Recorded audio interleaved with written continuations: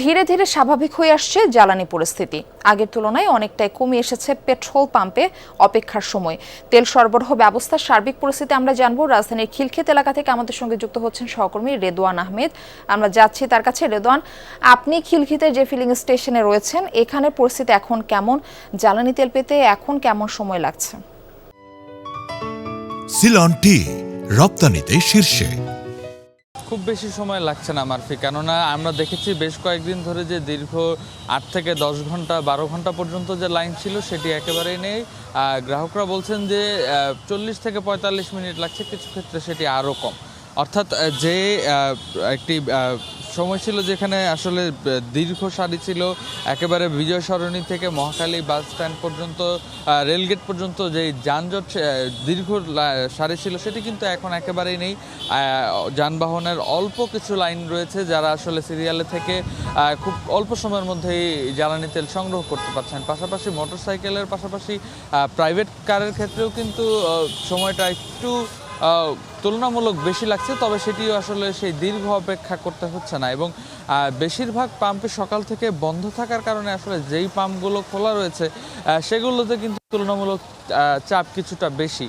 এবং এই চাপগুলো সামাল দেওয়ার জন্যই কিন্তু তারা মূলত সিরিয়াল মেনটেন করে আসছেন। এবং আরেকটি বিষয় হচ্ছে যে যাদের কাছে ফুয়েল পাস রয়েছে তারা খুব সহজে তেল নিতে পারছেন। এবং প্রতিটি পাম্পেই কিন্তু আমরা দেখেছি যে রেশনিং পদ্ধতি, অর্থাৎ ফুয়েল পাস থাকলে 1400 টাকার এবং ফুয়েল পাস না থাকলে 500 কিংবা 600 টাকার যে তেল দেওয়া হচ্ছে সেটি কিন্তু এখনও চলমান। এবং গ্রাহকরা বলছেন যে এইরকম যদি পরিস্থিতি থাকে তাহলে আসলে সেই লম্বা দীর্ঘ সারিতে তাদের আর দাঁড়াতে হবে না, তার জন্য তারা বেশ স্বস্তি প্রকাশ করছেন। এবং যারা পাম্পের মালিকরা বলছেন তারা বলছেন যে তুলনামূলক আগের চেয়ে চাহিদা কিছুটা কমেছে, তবে এখনও কিন্তু সরবরাহ এরকমভাবে তারা পাচ্ছেন না। অর্থাৎ যেই পরিমাণ তেলের চাহিদা এখনও রয়েছে রাজধানীতে, সেই পরিমাণ যদি সরবরাহ করা হতো তাহলে হয়তো আর কোনো লাইনই থাকতো না বলে তারা দাবি করছেন। পাশাপাশি ফুয়েল পাস হওয়াতে কিন্তু অনেকে বলছেন যে আরও সহজে তেলটি সংগ্রহ করতে পারছেন, কেননা যারা আসলে লাইসেন্স ছাড়া কিংবা যাদের প্রয়োজনীয় কাগজপত্র নেই তারা যেহেতু লাইনে নেই, সুতরাং ভোগান্তি কিছুটা কমেছে বলে তারা বলছেন এখন পর্যন্ত। মারফি। রেদওয়ান, আপনাকে ধন্যবাদ জানাচ্ছি যুক্ত হবার জন্য। জ্বালানি তেলের সরবরাহ পরিস্থিতি জানাতে সাতক্ষীরা থেকে আমাদের সঙ্গে যুক্ত আছেন আমাদের আরেক সহকর্মী আকরামুল ইসলাম। আকরাম, সাতক্ষীরার কি অবস্থা দেখছেন? গ্রাহকরা তাদের চাহিদা অনুযায়ী তেল পাচ্ছেন কিনা? মারফি, আমি যেখানে রয়েছি শহরের নিউ মার্কেট এলাকায় এবি খান ফিলিং স্টেশন। এবি খান ফিলিং স্টেশনটি কিন্তু পুরোপুরি বন্ধ রয়েছে। এখানে আজ তেল সরবরাহ হচ্ছে না। এবং খোঁজ খবর নিয়ে আমরা সাতটি উপজেলায় যেটি জেনেছি 29টা যে ফিলিং স্টেশন রয়েছে তার অধিকাংশ ফিলিং স্টেশন কিন্তু বন্ধ রয়েছে। এবং যে সকল যে কয়েকটি ফিলিং স্টেশনে হাতে কোনো তেল দেওয়া হচ্ছে সেখানে কিন্তু গ্রাহকদের লাইন রয়েছে। তবে ইতিপূর্বে যে হাজার হাজার গ্রাহকদের যে লাইনটি আমরা এর আগে দেখেছি সেটির তুলনামূলক কমে এসেছে।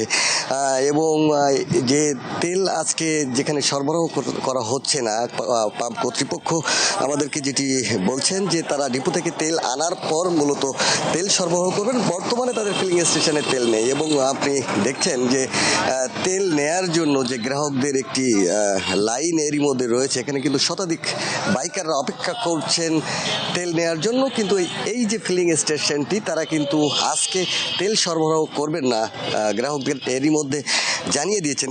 তারপরও গ্রাহকরা অপেক্ষা করছেন। সব মিলিয়ে যে তেলের যে পরিস্থিতি, অস্থিতিশীল যে পরিস্থিতি ছিল সেটির যে নিরসন হয়েছে সাতক্ষীরায় সেটি বলা যাবে না। তবে যে এর আগে দাম বাড়ার আগে যে ভোগান্তি বা হয়রানি শিকার হতে হচ্ছিল তেল পেতে, সেটির একটু কমে এসেছে। এবং গ্রাহকদেরও যে অভিযোগটা রয়েছে, ব্যক্তি পর্যায়ে তেল মজুত করার কারণে এই পরিস্থিতির সৃষ্টি হয়েছে। মারপি। আকরাম, ধন্যবাদ যুক্ত হবার জন্য।